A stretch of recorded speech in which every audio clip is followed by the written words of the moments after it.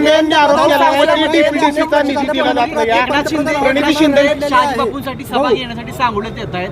त्यांच्यावरती अन्याय झाला अशी भावना सांगोलकरांची. आपण एक गोष्ट समजून घेतली पाहिजे, ही निवडणूक स्थानिक स्वराज्य संस्थेची आहे आणि या ठिकाणी मी पुन्हा सांगतो की कुठलीही निवडणूक कुणाच्या राजकीय व्यवस्था लावण्यासाठी नसते, त्या भागाच्या विकासासाठी असते. त्यामुळं स्थानिक लोकांनी एकत्र येऊन वेगवेगळ्या आघाड्याच्या अनुषंगानं वेगवेगळ्या पक्षाच्या नेतृत्वाखाली निवडणूक होत आहेत. शहाजी बापूंनी आज अखेर पालकमंत्री म्हणून काम करत असताना माझ्याकडे युतीसोबत येण्याचा एकही प्रस्ताव दिलेला नव्हता. एकदा ते मला भेटले आणि त्या भेटल्यानंतर जेव्हा आमची चर्चा झाली तेव्हा आपण मैत्रीपूर्ण लढत करू अशा पद्धतीची भावना त्यांनी व्यक्त केली होती.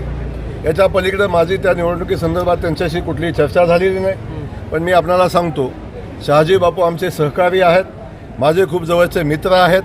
आता गावातली परिस्थिती बघून थोडे व्यथित झालेले आहेत, परंतु काळजी करू नका, निवडणूक झाल्यानंतर आमचे संबंध सर्वोत्तम राहतील.